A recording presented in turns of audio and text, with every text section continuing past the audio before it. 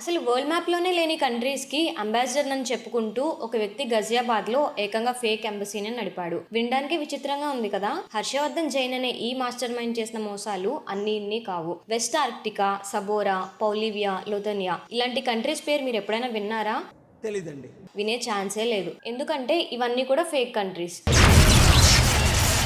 కానీ హర్షవర్ధన్ మాత్రం వీటికి తనే అంబాసిడర్ అని చెప్పుకునేవాడు. కేవలం ఫేక్ ఎంబసీనే కాకుండా పెద్ద పెద్ద సెలబ్రిటీస్ తో ఉన్నట్టు మార్ఫింగ్ ఫోటోలు చూపించి తనకి పొలిటికల్ కనెక్షన్స్ ఉన్నాయని, అబ్రాడ్ లో జాబ్ ఆఫర్స్ ఇప్పిస్తానని చెప్పి చాలా మందిని బుట్టలో వేసుకున్నాడు. అంతేకాదు షెల్ కంపెనీస్ పేరుతో హవాలా రాకెట్ కూడా నడుపుతున్నట్టు దర్యాప్తులో తేలింది. నిజానికి హర్షవర్ధన్ కి ఇలాంటి చీటింగ్ కేసులు కొత్తం కాదు. 2011లో కూడా ఇలాంటి కేసులోనే అరెస్ట్ అయ్యాడు. మళ్ళీ ఇప్పుడు భారీ మోసం బయటపడటంతో అతనిపై illegal activities, fake documents making, cheating లాంటి సెక్షన్ల కింద కేసు ఫైల్ చేశారు. అబ్రాడ్ లో స్టడీస్ అని, జాబ్స్ అని ఇలాంటి మోసాలు చాలా జరుగుతున్నాయి. సో మీకు కానీ అలాంటి ప్లాన్స్ ఏమైనా ఉంటే 1-2 సార్లు చెక్ చేసుకొని జాగ్రత్తగా ఉండండి. కంటెంట్ నచ్చితే ఇప్పుడే వీడియోని లైక్ చేసి ఛానల్ ని సబ్స్క్రైబ్ చేసుకోండి. Thanks for watching.